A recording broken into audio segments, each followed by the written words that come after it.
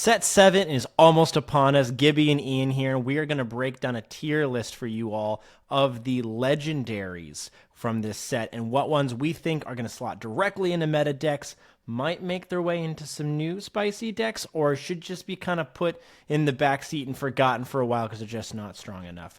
We're going to share a tier list with you, and we're going to go through all of them. Ian, go ahead and break down our categories for us. What are we sorting these legendaries into? Yeah, so we've got 5 categories here. We've got S tier. That is reserved for meta warping effects, okay? Things like the Diablos and Lucky Dimes of the world, right? Things that change the way the game is played at the highest level, right? Maui Shark, another good example. We missed on that one last time. We put it in A tier last time. Definitely an S tier card. Yeah. Let's look at meta relevant. That is basically a card that is going to be in a meta deck, but it may not be like it's not a card that necessarily changes the way that people tech for things. It's not changing, massively changing the metagame around it, right? So we're looking at the things like the Robin Hood, Champion of Sherwoods, the Beast Tragic Hero, very strong cards, staples even in some decks, but it's not the kind of thing that's going to radically change the way that people prepare. We got the Meta Splash cards. That's the things like the Anna, the Diplomatic Queen one. I don't know if that's actually her the name of that card, but I think you got it. The Uninkable Anna, that's the kind of card that splashes in, splashes out. It's a neat tech inclusion, right? Then we have the Rogue Deck Potential. These are cards that may either build new archetypes that maybe are, fringe viable, or slot into decks that maybe are a little bit less serious. And then we have the Memes and Binder Fodder. These are reserved for the worst of the worst legendaries. The cards that you look at and you go, why the heck did they print this? So hopefully we don't end up with any there. Gibby, let's go ahead and get started with the Amber cards. First up, we have the Aurora. All right. So starting off with the Amber Aurora, it's a 3-cost inkable 1/4 Storyborn Hero Princess, Singer 5, that says whenever you remove 1 or more damage from a character, ready this character. She can't quest or challenge for the rest of this turn. She quests for 2. Now, I think we're going to have some disagreements on this card because we already have talked about it a little bit in our Discord. If you aren't a part of our Discord, come see us over at Camp Legend on Discord, and where we're talking about a lot of these cards leading up to the set and during the set. But I'm a little lower on this card than you are, and maybe this is a great kind of talking point of where this slots in, but I personally see this Aurora either between B and C for either Meta Splash or Rogue Deck potential. Now, the theme of this card, granted it does have, similar to some very relevant meta cards that Steel Song would run, so Amber and Steel, that has that 3-cost inkable and Singer 5 ability.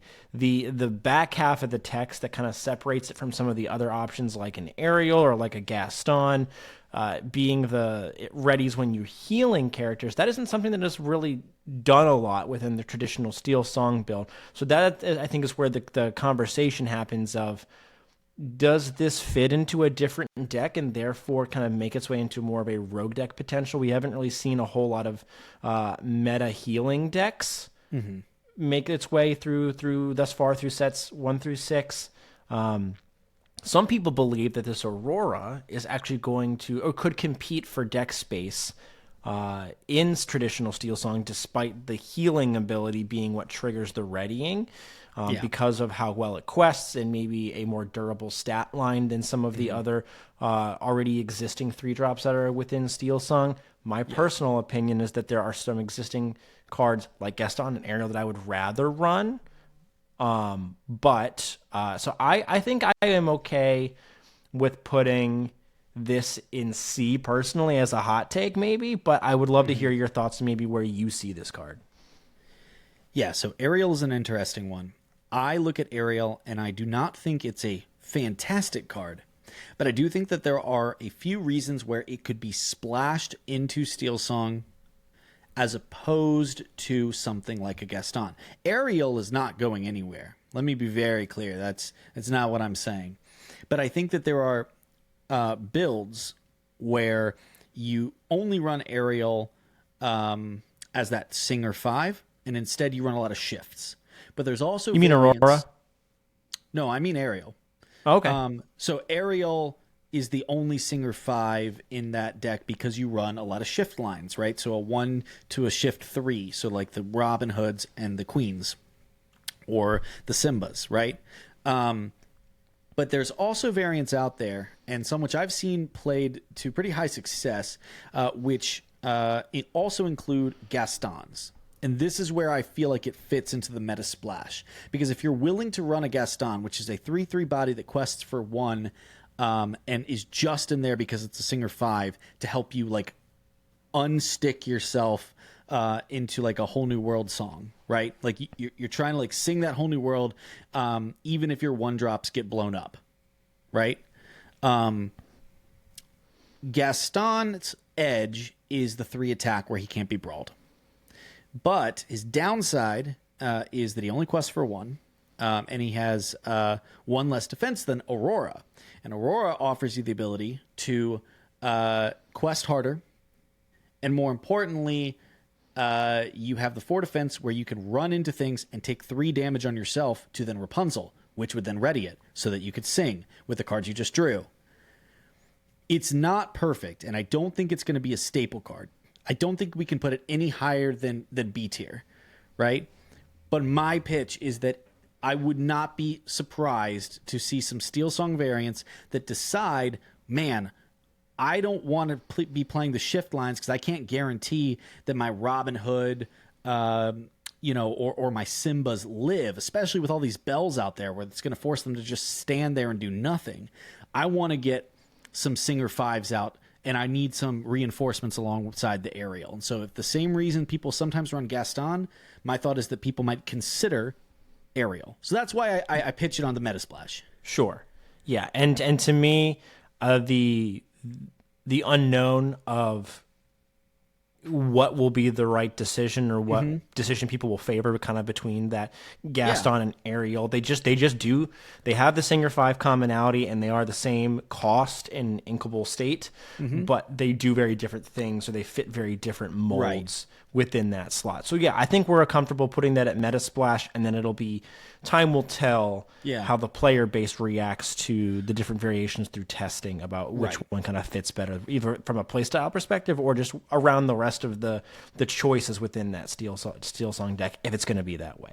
Or maybe I do a not new deck expect pops this up. to be a staple at all. I just think that there's a very real possibility that we see, an occasional deck here and there performing well at tournaments, which made the meta read to cut the shift lines or cut down on the shift lines and instead include some of these Singer 5 3-drops. So, Well, what's the next one here, Gibby? Read it off for us. Yeah, next is going to be the other Amber legendary, which is Minnie Mouse Storyteller. It's a 2-cost uninkable 1/2 Storyborn hero. Had the ability to gather around. When you play a character, this character gets +1 lore this turn, so it can trigger multiple times in a turn.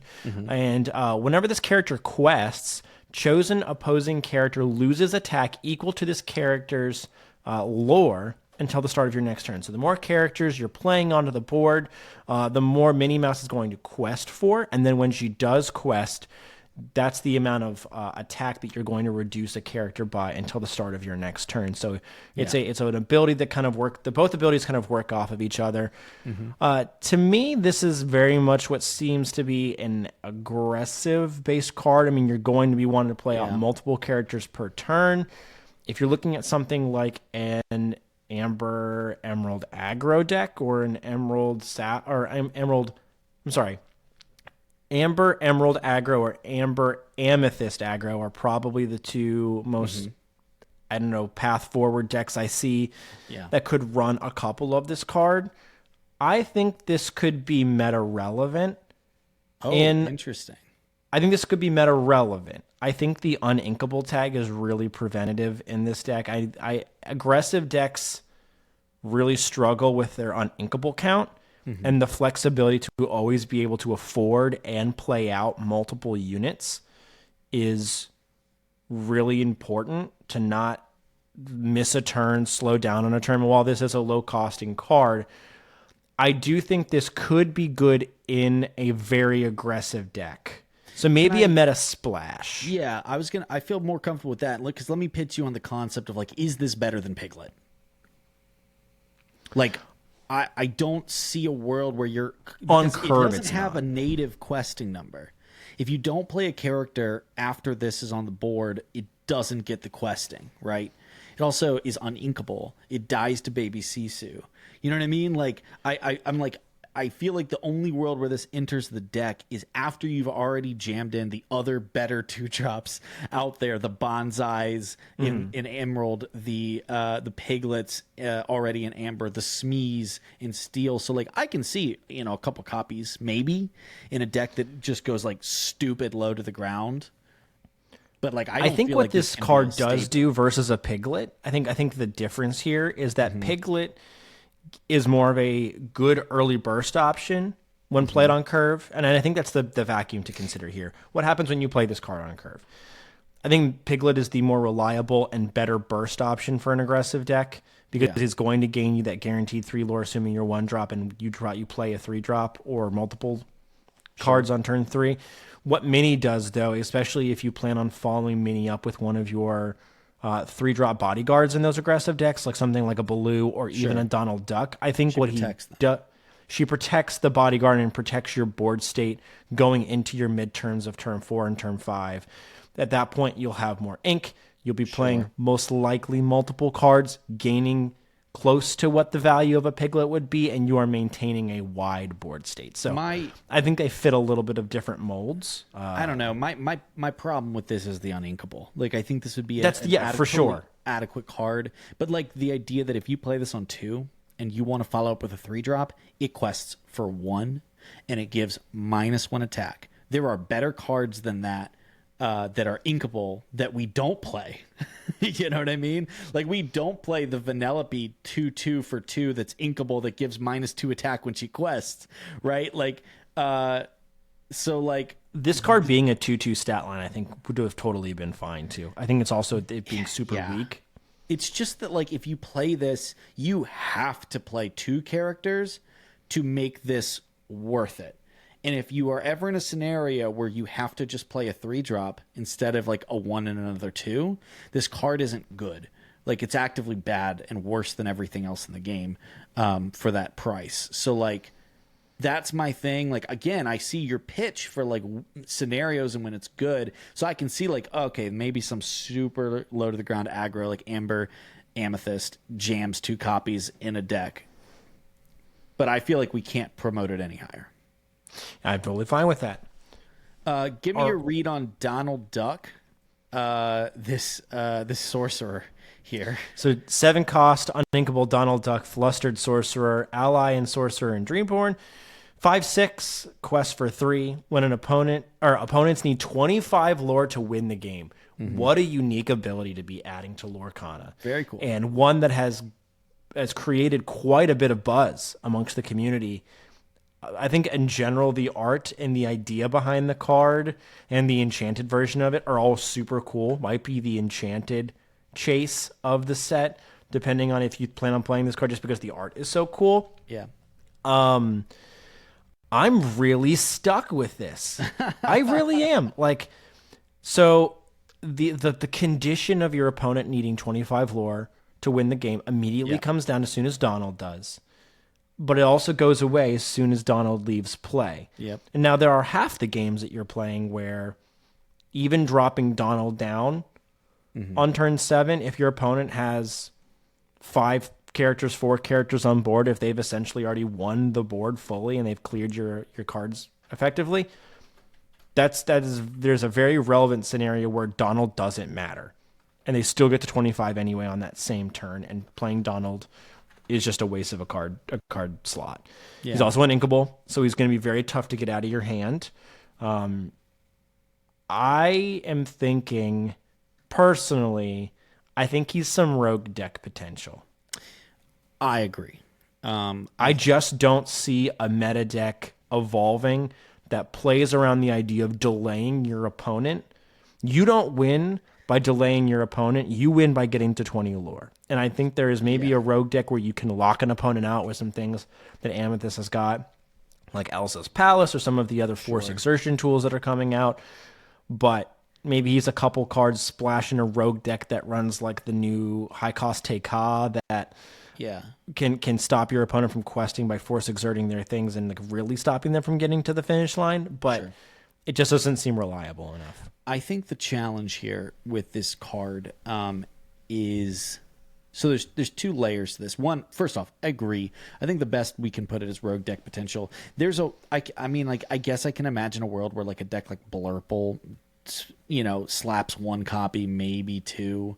But the problem is that like the opportunity cost of like how many games are you playing where this is relevant enough, or relevant enough of the time, right? Like you'd almost like, and again, the Blurple thing, like it's cute, but wouldn't just jamming an Elsa to stop your opponent from questing be better 95% of the time? And the 5% of the time we're like, oh man, I can't avoid them gaining this lore because it's like a goat or a location. I'll jam the Donald and that'll buy me time. Yes, that would be good. But in most scenarios, it's going to be inferior to playing a big Sisu in Ruby Amethyst, or playing a Be Prepared, or in Blurple playing Elsa, or you know what I mean? So like, so I feel very like, as cool as it is, and I want it to be neat, and I would love to find, you know, a deck for it to feel genuinely comfortable. It's uninkable. It doesn't have a shift value. So like, it just feels hard to implement in enough scenarios. So I agree. I think rogue deck potential is like a generous way to say it's not truly a meme. Like it's not, but I think it would be irresponsible of us to elevate it any higher than that for now. But hey, I'd love to be wrong. Let's talk the Queen. Yeah, the Queen, Jealous Beauty, 4-cost, 4/3 inkable, quest for 1, and you can choose to exert this character to choose 3 cards from a chosen opponent's discard and put them on the bottom of their deck to gain 3 lore. If you choose any of those cards, any of those chosen cards are princess characters, you gain 4 lore instead. All right, let's talk. This might be a card that people run for that big burst of lore. Now, putting cards on the bottom of your opponent's deck from their discard is typically something that you would consider a positive effect. We don't have anything currently that plays about pulling cards from the bottom. Not to say that we won't in the future, but what we do have is cards that look at the discard pile, especially from this new set, about pulling them back, whether it's actions, whether it's characters, you also or items more Zombie particularly. Lilo. You've got Zombie Lilo. You've got Tamatoa who's trying to pull items out of an opponent's discard pile, or out of their own discard pile to put back into their hand and play them for free, or even just play them in general. So the Queen's ability, it may be more relevant than we think. And questing for 3 or questing for 4 is a solid stat line of lore for not questing, but like gaining the lore. 3 or 4 on a tap is. On a tap. And also it can be done multiple times if you've got cards that allow you to ready, because it is a tap ability versus a questing. Yeah. So Ruby Amethyst burn anyone? Sven? Yeah. So like I don't know. I kind of think this might be between B and A. Like I'm thinking that this actually could be a sneaky good card. Sneaky good is where I land on it too. I think I like that. I like it because it does disrupt like graveyard mechanics, right? So the Zombie Lilos, I like that it disrupts the Tamatoa ability to like. I mean, seriously, like you know, a Sapphire Steel deck. I mean, the downside of this is that it doesn't do anything on play. It has to sit for a turn. The other downside of this is it's competing with the best cost slot in Amethyst, right? Which is 4, where you have goats and rabbits and genies. So it's like, it's tough because you're like, what is the opportunity cost I'm giving up by putting these in the deck? But 2 things occur to me. One, you could totally build a deck and put these in there to deny those like late game Lucky Dime recursions from Sapphire Steel. You could totally put this in there to deny the action recursion from Maui Half Shark, right? Now you're putting them on the bottom of the deck, but you're stopping it from being able to like challenge in and retrieve it. So like it's hard to see a world where this is a 4 of auto include in an established meta deck. But it's easy to see a world where a more mid-rangey Amethyst Steel or Ruby Amethyst puts this in there as a way to close games faster and at the same time disrupt the recursion effects of the top control decks in the game, which want to pull back items or actions. I mean, it's right there. And, you know, especially against Ruby Sapphire, where they very rarely have direct one-to-one kill cards, especially like considering this has 4 attack. I believe it's 4 attack, right? Yeah, 4 attack. Man, I can see it. Like I feel like we can put it in B, and I don't think we're crazy for it. And like the top of B personally. Like I think of Okay. this We can also as a order it. pop. Yeah. Here we go. I Top think of this B. is also maybe possibly maybe I'm being a bit too bold here. Correct. Slow me down if I am. All right. I think this also might be competing, like you said, competing for those other really valuable cards in the 4-drop slot. Mm-hmm. Drawing cards is very valuable, but I don't know. I feel like this might be a way of departing from the need to feel like you have to include all of the bounce package. Maybe. I think the bounce package, you just can't argue with the efficiency. And so if you're going to include rabbits, you should include, you know, goats. If you were going to play a build where you were like only on like Genie and Friends, right? And you weren't going to then like, and for whatever reason you were not loving Fox, which is crazy to me because Fox. I think you could. I think Fox. I could see a deck where you only run Fox. You could. You just need enough low drops to justify, you know, the fact that you're not actually getting effects on things leaving play as often as you would when you're running like Rabbit. But anyways, I totally see what you're saying there. And I also think it should be, we're not judging them by this standard, to be clear, but like in a post-rotation world, this card gets way better if all of the like powerhouse, you know, bounce cards get rotated, which I really hope never happens because your boy loves to bounce. But yeah, so I feel like we can put it in top of B. I'm like, oh man, yeah, like it makes me want to put it in A, but I just think this card is inherently a counter, which means I feel like it's not like proactively advancing game plans. It's like responding and trying to disrupt other game plans, and those cards tend to not be like staple cards, you know? Yeah, at current state, I think we're okay putting it in B. Yeah, but this is a fantastic top deck. I think we'll get if Amethyst or if Sapphire item decks become a problem again in this meta, or Ruby Sapphire does, even with just like some of the action-based Maui Shark stuff, this card becomes a very easy to see slot counter. I'm excited about it. I originally, when I looked at it, I was like, it's like a weird mill thing where you want to mill them and then gain lore instead of milling. And I'm like, no, that's not what it's about. It's about disrupting. It's about disrupting the opponent's discard pile. So, cool card. Let's move on to the Ruby stuff. Give me, what do we think about Baloo, Ol' Iron Paws? Ol' Iron Paws? Ol' Iron Paws. He feels like a guy that you sit back and drink a beer with and watch a football game. Ol' Iron Paws? Ol' Iron Paws. He's a 6-cost uninkable 5/4 that your characters with 7 attack or more can't be dealt damage, and he quests for 2.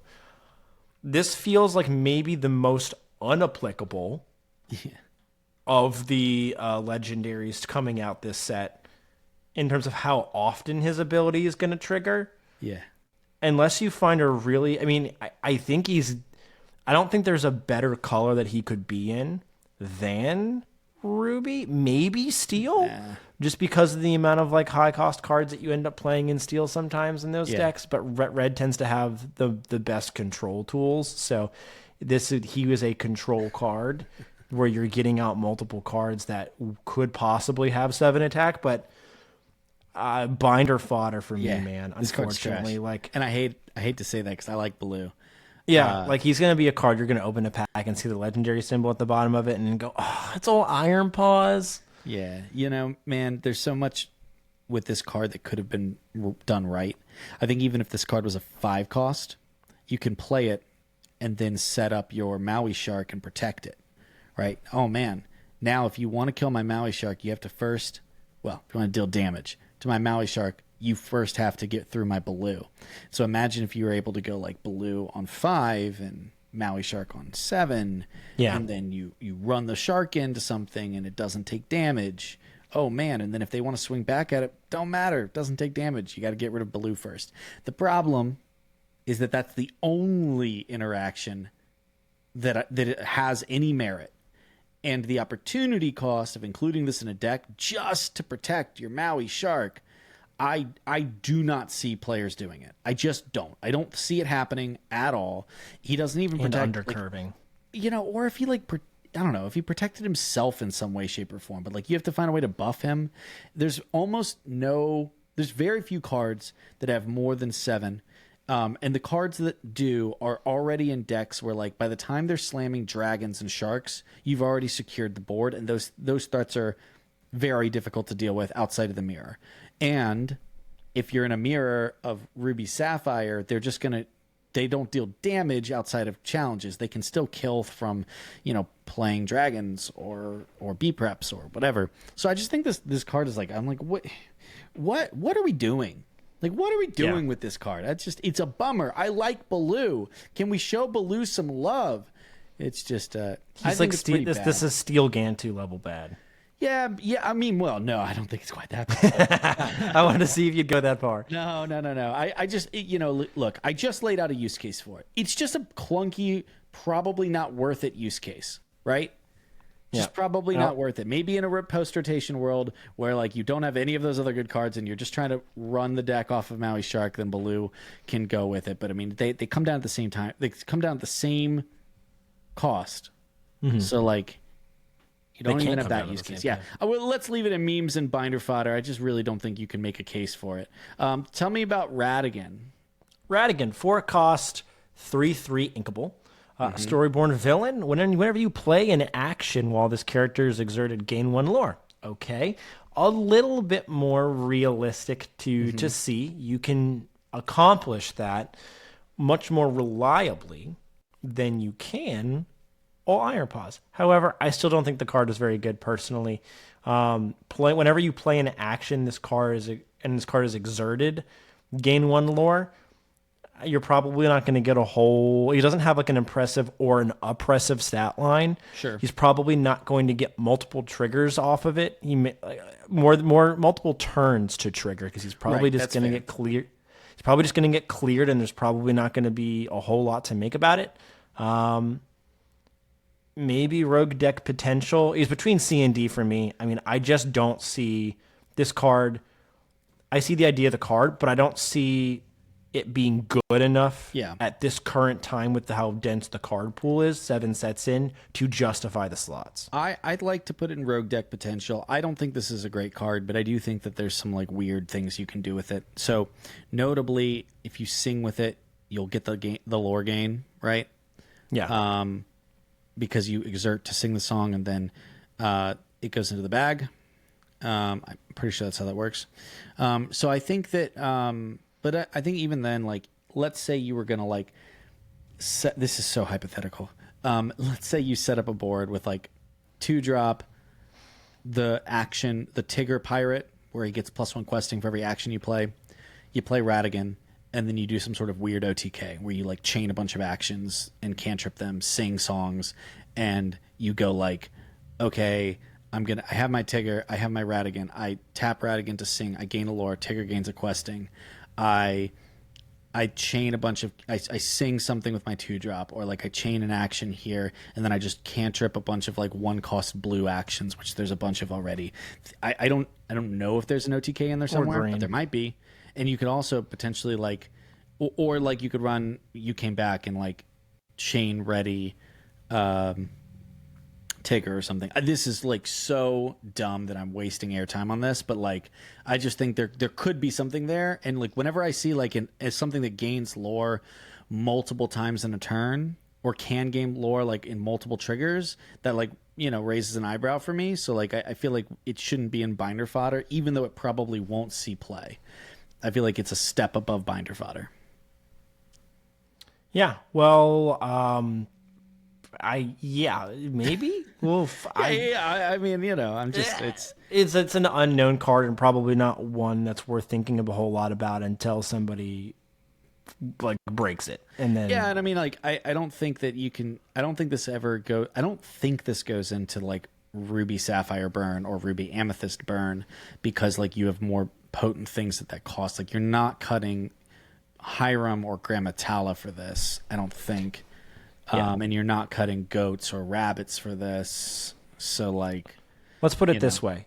If this was on DraftKings for me to bet on whether I thought this card was going to be meta or not, I would bet no pretty confidently. Oh yeah, I mean meta. I think meta though is different from rogue deck. You know what I mean? Like I kind of feel like I feel like we're not even putting it in meta splash because we don't expect to see this in an existing consistent meta contributor in any way, shape, or form.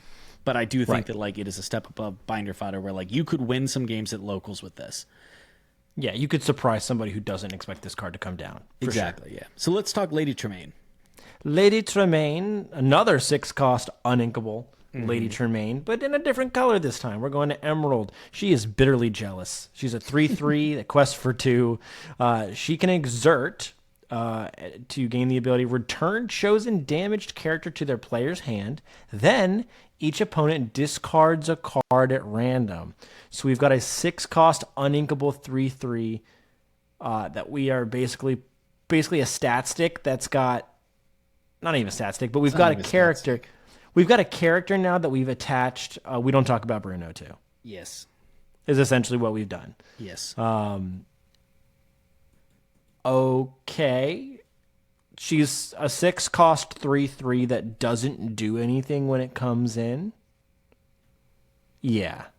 Like, she's a 6-cost 3/3 that doesn't do anything when she comes in. She's pretty clearable and not even being able, like, if she said return show like up on play, if this ability was on play, we'd be having a different conversation. Right. Or if it said return contingency. Yeah. Or return chosen character to their player's hand and like discard 2 cards at random. Yeah. Or a targeted card. It doesn't even matter. Like, I mean, this is bad for multiple reasons. It's bad because it's unequalable. It's bad because its stats are bad. It's 3/3 is bad. The 2 questing's fine. The 3/3 is bad for a 6-drop, right? It's bad because you don't get anything on play. It's bad because it has an extra condition on damaged. And it's bad because it's strictly worse than an inkable 5-cost song that you can play in the same color. It's bad for like 5 reasons. It's bad she's not on furniture. One of the worst cards in the set.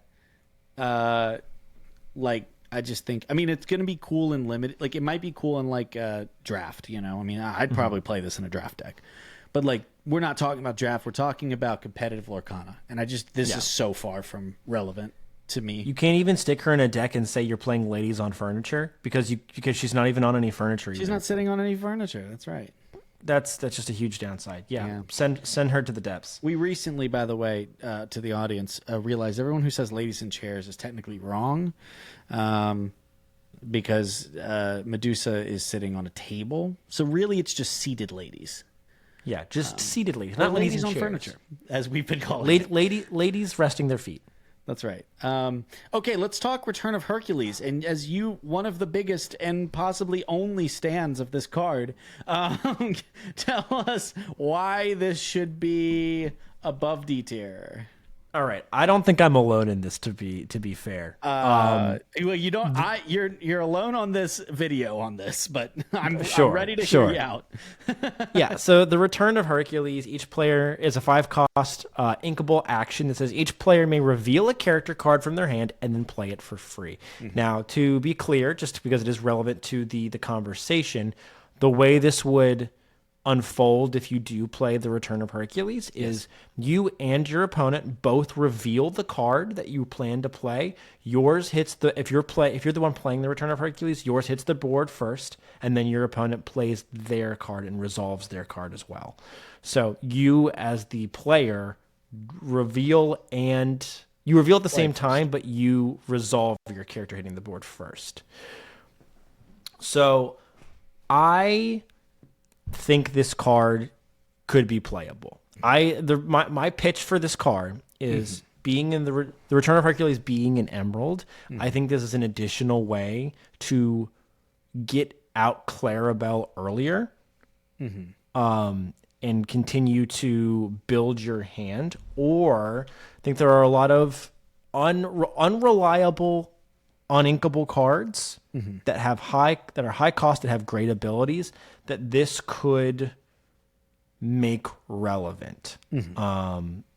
Now, there is going to be certain meta conditions that will make this card better or worse depending on what we see. If we're seeing a lot of control decks or some of the stereotypical Sapphire Ruby decks that run a lot of these, they're ramping and then running a lot of these expensive cards. Okay, well, you're allowing them to play an expensive card for free along with you, and then it's going to be their turn as well to then be able to take their full turn after you've played your card and develop another threat. Right. So I'm not saying, I think kind of after like talking through it with Ian, I was originally really, really high on this card. I think I've come down on it a little bit since our conversations, but I do see certain builds, maybe even more particularly like a green steel build with pirates, where some of the high costed John Silvers or other cards, that this could be a fine slot in. There are also cards coming out in set 7 that recall actions to your hand from your discard pile, and I could see this being a card that people slot in there to then be able to recall and replay additional effects. I would like to slot it in C. Okay, you don't think it's the top of D, like meme deck? No, I think there is a rogue deck potential, because I think the path to playing it is there. I'm putting it at the bottom of C. You know, that's fine. Like I understand and I respect that you are so low on this card that you're even bending to C for me. Yes. But I'll put myself down on record that I do think this card. All right. Look, could do it. I've seen decks that can do crazy things by cheating things out ahead of curve. I've seen it in other games. I know it can theoretically exist. But I fear that this is, the fact that it gives your opponent something for free too, there's just too many variables to be able to control to feel good about that, unless some redonkulous character can truly take over the board, even if your opponent plays a card for free. You know what I mean? And you have to pay 5, so really you're only saving yourself, like there's very few cards over like 8 ink. So at max you're saving, let's say you play a 10 drop, you're saving yourself 5 ink. You know what I mean? Like at most, and on average you're saving yourself 2 or 3, unless you cheat this out early and you're a fully dedicated combo deck, in which case that card that you're playing for free better be damn good. Maybe this is where we play out old Iron Paws. Old Iron Paws, no. Whatever. That new Daisy's kind of cool. Like getting that new Daisy out would be kind of neat. But anyways, okay. I can't believe we did it, but it's not in detail. All right, let's move on to our new Scrooge McDuck. Scrooge McDuck is a 4-cost 4/4 in Sapphire, resourceful miser. I almost said Mister. I was like, that doesn't seem right. Storyborn hero. You may exert 4 items of yours to play this character for free. So he can pop himself out of your hand at any point unsuspectingly. Or when you play this character, look at the top 4 cards of your deck. You may reveal an item card and put it into your hand. Put the rest of the cards on the bottom of your deck. Ian, I'm going to let you go first on this one. What are your thoughts about Scrooge? Yeah, man. I would like to, and more because I'm worried we won't have anything there, I'd like to put it in A tier. Okay. And I have 2 thoughts on that. Make a pitch. My pitch is it's almost less to do with the effects, and more to do with the stats on top of the effects. So, like, I've been playing a lot of like Baja Blast. And I've also been like theory crafting some decks, and I found myself in blue decks specifically, like craving stats on turn 4, like just like, oh my god, like nothing does anything. Everything's got 1 or 2 attack, right? I mean, in Grammatala feels like your biggest beat stick in the mid game, and you're like, this is a 3/3, you know? And I view this, if we play Grammatala, even in an item deck, we should be playing Scrooge too, or potentially instead of Tala. Because what it can do is go fetch you a popsicle, a fortisphere, whatever, to then fuel the Hiram that's already on the board. So it's not necessarily that you're always playing this on 4, but you have a Hiram out, you can play this on 5 along with a 1-cost item that you play. I think the idea that you're going to tap 4 items to play this for free is ludicrous and will very rarely come up. But this same effect is on Scuttle, a 2-cost 1/3 that sees no play. But the difference is that's a 2-cost 1/3. In like the standard for a 2-drop is almost higher than the standard for a 4-drop in this game. I mean, this is a game where like your openers are like chess. If you have a bad first 3 turns, you're so far behind, right? And you have to claw your way back. So playing a 1/3 that fetches an item, specifically an item you usually would rather play on turn 1 anyways, is so much worse than ramping on turn 2, right? Doing that on turn 4, where like if you've got Grammatala and you're seeing 2 cards and you're picking one and putting the other on the bottom, for 2 less stats,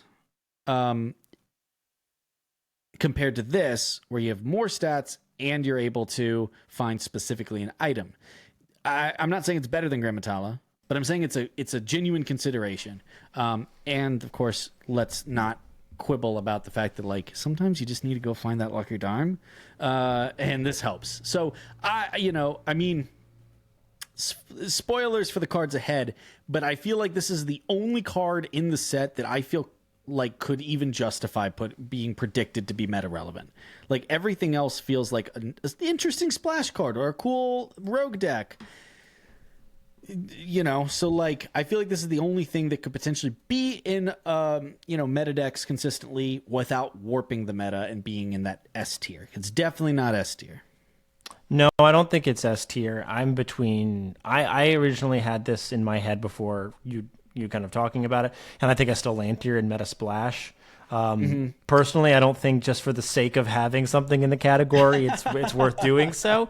But I do see this as a meta splash card. Yeah. I agree that the unless you're gonna run some weird variation of Sapphire item aggro where you're running like Bell's House, where if you have a character there, your items cost 1 less, and you are like cantripping out items. You're playing Popsicle. No, I don't think that's happening anytime soon. Or other cards like that, and they're costing less, so you're able to do so multiple times early, and then playing this fool out.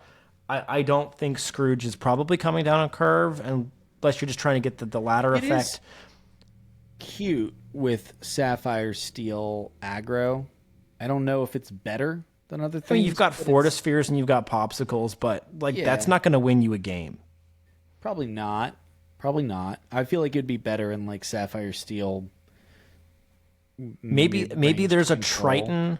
Maybe Scrooge and Triton work together, and there's like with Ariel's Grotto, and then like the Ward Ariel. Maybe there is an item aggro deck in there that you could play where Scrooge comes out for free. There into rogue deck potential. So and that's a rogue deck style, and that's why I'm even leaning more towards B, is because he's pulling me that direction. Should we leave A like blank just for integrity for content creation integrity? Are we leaving A? This channel is about integrity, okay? Integrity. I'm not willing to put it in A personally, just to say we have a category filled. The category is relevant, but none of the cards are. All right. So let's move on then to Tamatoa.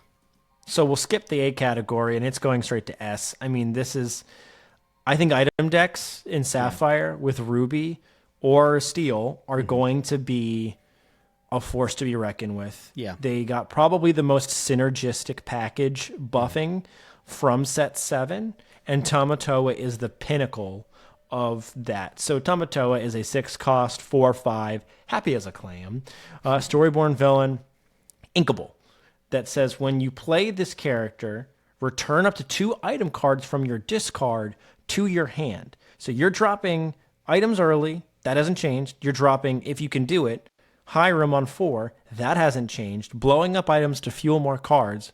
That hasn't changed.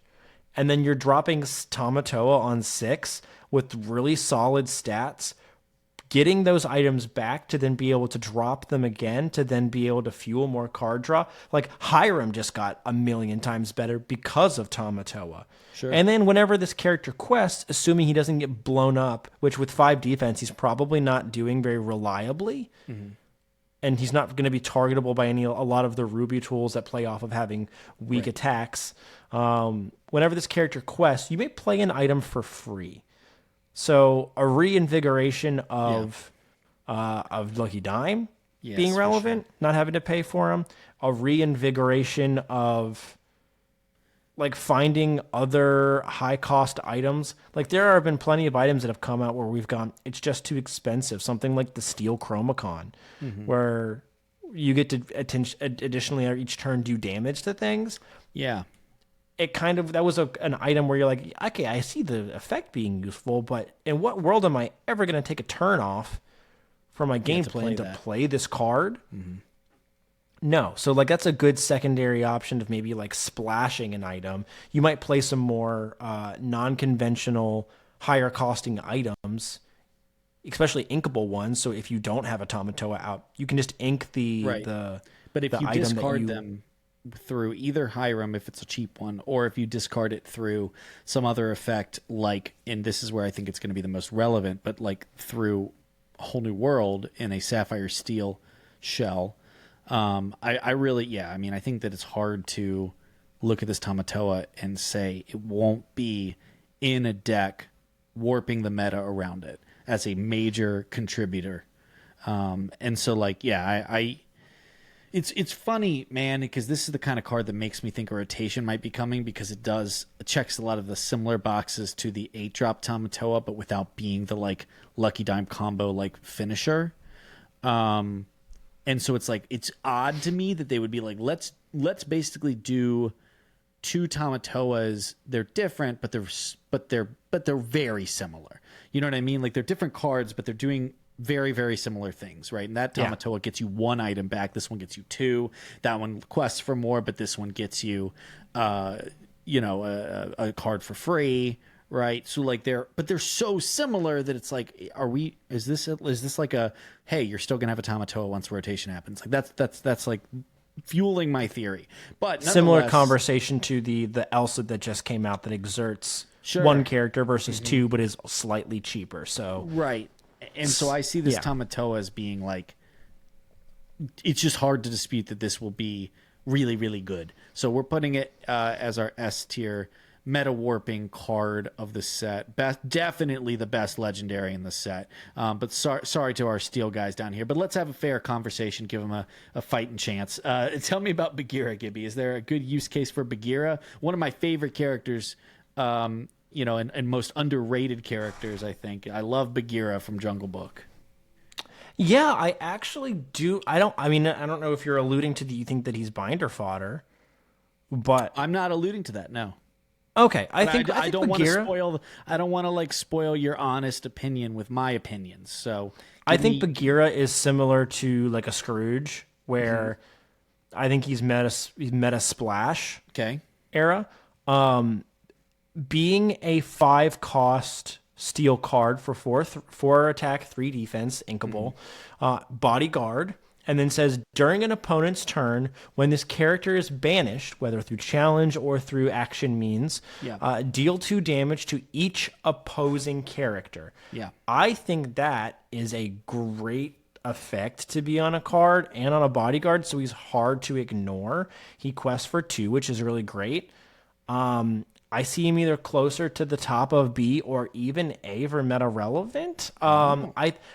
Here's why. I don't think pure bodyguard decks, and I know that there are several cards within Amber, like let's say 2-drop Minnie Mouse or whatever it is that heals whenever you play a bodyguard character, heals something whenever you play a bodyguard character, or some of the other mouse bodyguards and stuff. Like the bodyguard heavy centric decks haven't really taken off, and I'm not saying I think they will. What I do think of is I look at this card and went, this is the card, at the five drop slot that I would have loved to have put at the top end of our Amber Steel aggro deck. Oh, interesting. Or at the top end of an aggro deck to protect our current board and be able to smack back additional units to prevent them from clearing the smaller things behind Bagheera. That's a great point. This does potentially contest for one cost more. It does potentially like say, hey, maybe you in Amber Steel Mines, maybe you play this at the 5-drop slot. Now, we didn't end up making a video on this, but Gibby and I both got playmats from set championships from playing Amber Steel Mines. So we have a lot of thoughts on the matter. And our prevailing thought, and the thing that led us to so much success, was cutting 5-drops entirely. But that was more because there wasn't 5-drops that felt good enough. Maybe Bagheera fits into that. It was also a little bit more driven by Lilo too. Well, yeah, but I think that this is also the kind of card where, like, filling the role of Pluto that we favored so highly in that version of the deck, where, like, hey, if we're capping at 5, we want to increase our counts of Pluto because this is the thing that's going to allow our first 3 plays to matter more and to last longer. And so Bagheera potentially, offers some more options in that, like, bodyguard. I love the quest for 2. I really do. I think that's such a big difference than questing for 1 with this type of card. The other thing I look at is some sort of Steel Fossa shell where, like, you're trying to, like, Gaston out things cheaper, or you play Dock on 3 and then quest and play a Bagheera to protect the Dock, and if they run into it, all their 1-drops and 2-drops die. I mean, the potential to roll this off of a Mufasa trigger feels pretty nice. So that seems kind of cool. I like it in Meta Splash. I mean, I can see the pitch for meta relevant, but maybe not enough. Sure. So just as another applicable kind of place to put it, I am planning on testing this out in my mid-range ally deck for Sapphire Steel because he is an ally. He is an ally, and he does run off of the 4-drop Maid Marian as well, being an ally. So you drop 4-drop Maid Marian, you drop Bagheera on 5 and Bodyguard if they choose to run into Bagheera. So you can ping a point in conjunction with the 2 damage. Yeah, you ping whatever is running into Bagheera is most likely being cleared with Bagheera having 4 attack. It's kind of cool. Then you get to deal the 2 damage to everything, and then you get to place an additional damage off of Maid Marian onto something for him being an ally. Yeah. So I like it. There's a lot of damage that can come from Bagheera fanned out. So I think I'm willing to put it on B. Cool. Let's settle there, and here I'll even for your sake put it above Aurora. I don't think I want to put it above Queen or Scrooge. Okay, I will lead this discussion on Mickey Mouse. I don't even know what this said. What does this say down here? What's his tag? Inspirational Warrior. Inspirational Warrior. Thanks for having that on call here. I'm gonna do your Return of Hercules thing, and I'm gonna put it in Rogue Deck potential instead of in memes and binder fodder. So it's funny because this is the card that I think Lorcana wanted the Mickey Mouse Trumpeteer to be, right? To let Timmy's play big things for cheap. And I think, check our 15 off meta decks video that we're going to be putting together, where we're going to be building some experimental lists of just some fun stuff to do with the new cards. That'll be coming out sometime mid next week leading up to the release. But Mickey Mouse Inspirational Warrior, I have a list together which is designed to glass cannon, set him up, and then swing into something and immediately play some big boys like the Goofy Knight, some Tinkerbells for free. How does that sound to you? And a few other cool, spicy options. Look, it's bad, but it's not. I mean, it might dabble into memes, but you never know. So I want to put it in Rogue Deck potential because I do think that you can do some pretty funny things with it. That like I can see the right metagame and Inspirational Warrior deck rolling up and being like, oh, you don't have a way to kill this right away, so your board gets frozen. and then sometimes I still get to kill something and bring out an 8-drop for free on turn 3. Like that seems pretty cool. Yeah, I was not convinced this card was anything other than D tier until I saw your list. And I'm not going to talk about specifics because I want to keep a little bit of mystique around the deck that you built. But I thought it was brilliant the way you built it. And I think you make a good point. I also would love the interaction of playing Mickey Mouse Inspirational Warrior on 2, buffing it with something on 3, running it into something that didn't intend to die. Yeah. Or it also counters a lot of the Amethyst cards at the 1-drop slot that want a quest, like Diablo, that's like, oh, I'm going to get my card anyway, so I don't care if you kill it or not. Well, now you do. Well, now and he now lives. They're never going to quest with it. And This card... But I love the idea of bringing out Mickey Mouse Inspirational Warrior, driving him into something on turn 3, bringing out Perdita for free, and then immediately recalling Mickey Mouse back onto the board. That's interesting. That's not the direction I'm going with it, but I like the idea. I think the challenge is, no pun intended, the challenge is in making sure he's able to challenge right away, no matter what. And that's what I've sort of solved for in the list that I put together. Again, stay tuned. Can't wait. I hope I pull 4 of these so I'm forced to try it out at League the following week. If I pull any, I'm sending them to you. That's right. So anyways, yeah, that is our tier list. I mean, I'm going to go ahead and show it to you here. Takeaways here. This is an interesting set in that, like, I feel like this is some of the weakest batch of legendaries we've ever had. Not that there's not some interesting ones, but the legendaries, and maybe this is a good thing, right? Like, we've talked about how there have been past sets where the legendaries just felt like unattainable for players without spending oogles of money. And they were so meta relevant that the price got drived up. I mean, I think about Inklands and I'm like, man, like Deceiver of All, you had Champion of Sherwood, and this was right after Beast went nuts in Floodborn. Like, you had that era where, like, oh my gosh, all these legendaries are meta relevant. And, so fortunately, I think for our wallets, that will not be the case for this set. Unfortunately, for the fun factor, I think it's a little bit of a bummer to see, only one S tier, and maybe that's a good thing for the balance, but for hype, it's less good. None in what we perceive to be like, hey, a consistent meta contributor, and really just a lot of like, maybe, and that's, I feel like that's a little bit of a bummer, but I do feel like we've accurately represented the power level of these cards.